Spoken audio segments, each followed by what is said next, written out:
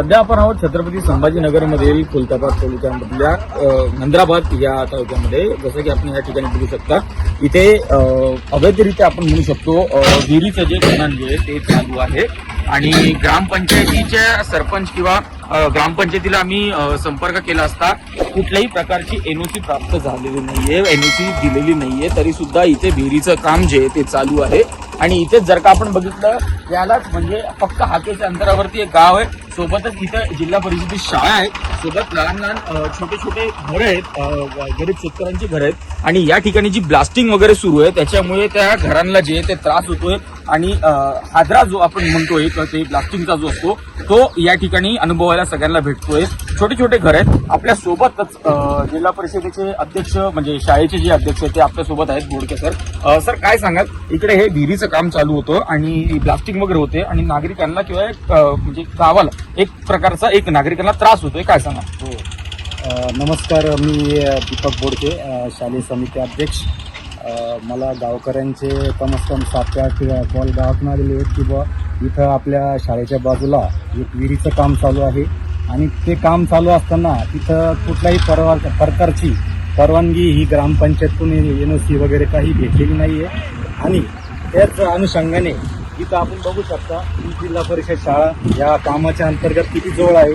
त्याच्यानंतर हे आमचे काका विश्वनाथ बोडके त्यांचं 100 फुटावरती घर आहे. तिथं लहान लहान मुलं खेळतात आणि ते ब्लास्टिंग इतकी काय म्हणतो आपण त्याला की जबर आहे की पूर्ण घर हे हलत आहे. त्याच्यानंतर हे शाळेला पण तडे जाण्याची शक्यता आहे. ही कुठल्याही प्रकारची त्यांची परवानगी नाही. व त्याच्यानंतरच या काही अंतरावर इथं आमचे स्लॅबचे घर पण आहेत. याची पण कालांतराने ते स्लॅबचं तडे जाऊ शकतात. त्या अनुषंगाने मी असं सांगतोय की हे काम त्यांनी परवानगी नसताना चालू केलेलं आहे, तर परवानगी घ्यावी आणि ते पुढील काम काय ते बघावं. हे काम सुरू व्हायच्या आधी तुम्हाला कोणत्या प्रकारची काही नोटीस दिली होती किंवा तुम्हाला काही पूर्वकल्पना दिलेली होती का? नाही, मला याबद्दल कोणतीच कल्पना नव्हती आणि याबद्दल काही माहिती पण नव्हती. मला कॉल आले तेव्हा मी इथे आलो. इथं आलो तर मग सगळे गावकरी आलेले होते, शाळा समितीचे अध्यक्ष आलेले होते आणि आपले खुलताबाद गंगापूर संपर्क प्रमुख ऋषिकेश बोडके हे पण इथं आलेले होते. मग सगळ्यांना बोलवून घेतलं. तिथं त्यांच्या ज्या समस्या आहेत त्या ऐकून घेतल्या पहिले आणि मग त्यांनी हे काम थांबवण्याचं ठरवलं, कारण त्यांनी कोणतीही एनओसी नव्हती, अवैधरित्या काम चालू केलेलं होतं ते. आणि ते ब्लास्टिंगमुळे तिथे नागरिकांना त्रास होत होता, कारण जवळपास घरं होती.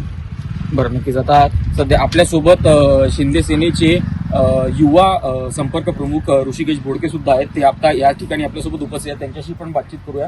भाऊ, काय सांगाल, या ठिकाणी ब्लास्टिंगचं काम चालू होतं, हे विहिरीचं जे हे अवैधरित्या आपण जसं की ग्रामपंचायतीमध्ये पण आपण जर का विचारपूस केली तर त्यांना पण म्हणजे कोणत्या प्रकारची एनओसी नव्हती दिलेली? हे बघा, 1998 साली इथं अनिल केमिकल म्हणून कंपनी होती. आमच्या आजोबा पण म्हणजे आमचा जन्म झाला असेल तेव्हा. आणि मुळात ही म्हणजे शेतकरी जमीन नसून ही एक उद्योगाची जमीन होती. नंतर हिचे बऱ्याचशा उलाढाल झाल्यानंतर इथं एक बरेचसे दिवस कन्स्ट्रक्शन नसताना अचानक येऊन यांचं काय कोणाशी व्यवहार झाला असेल, विक्री झाली असेल, हे ग्रामपंचायतला आम्ही आज माहिती काढली. ग्रामपंचायतने कुठल्याही प्रकारची एनओसी दिलेली नाही आहे. आम्ही पूर्ण माहिती काढून एनओसी न देता यांनी इथं विहिरीचं बांधकाम सुरू केलेलं आहे. आणि या बाबतीत मलाही जास्त काही चर्चा नव्हती, कारण की मीही काल पद स्वीकारलेलं आहे, आम्हीही सुद्धा बाहेर होतो. पण मलाही आमचे युवा सेनेचे DLO असतील, नंद्राबाद जिल्हा परिषद शालेय अध्यक्ष असतील, यांचे कॉल आल्यानंतर, गावकरींचे कॉल आल्यावर मी या ठिकाणी आल्यानंतर बघितलं की इथं किमान 3 फुटावरती ब्लास्टिंग घेण्याची तयार म्हणजे यांनी घेतलेली आहे ब्लास्टिंग. त्याचेही व्हिडिओ असतील, फोटो असतील आमच्याकडे आहेत. आणि इथंही काही 200-100 मीटरवर शाळा आहे. आता काही 15 दिवसांनी शाळेच्या सुट्ट्या समाप्त होईल आणि थोडेसे आणखी 100 फूट लांब गेलं तर मंदिर घर आहे आणि इथंही आमचे शेतकरी राहतात, यांचंही घर आहे. ह्या ब्लास्टिंगमुळे ह्या घरांना कुठेतरी विजा होईल याचा हा पुढचा उद्देश असणार आहे. आणि मला एक असं बोलायचं की हे जागे मालक आहे,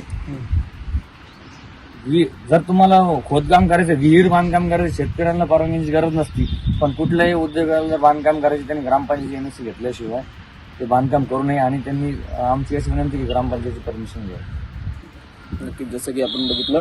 आता तुम्ही या ठिकाणी बघू शकता, माझ्या मागे तुम्ही या ठिकाणी बघा, जे खोदकाम झालेलं आहे आणि विहिरीचं जे बांधकाम आहे ते सगळं या ठिकाणी सुरू आहे आणि कोणत्याही प्रकारची एनओसी प्राप्त नसे म्हणजे झालेली नव्हती तरी सुद्धा हे काम सगळं चालू होतं. आपल्या सोबत इकडचे बाजूलाच राहणारे शेतकरी सुद्धा आहेत. काका काय सांगाल, ब्लास्टिंग होत होती, ब्लास्टिंग होत होती, घराला काय झालं? घराला झटका बसतोच. घराला झटका बसला. किती टाइम पासून चालू आहे? मी आता पहिला बार उडीला काय बर, किती फूट झाले?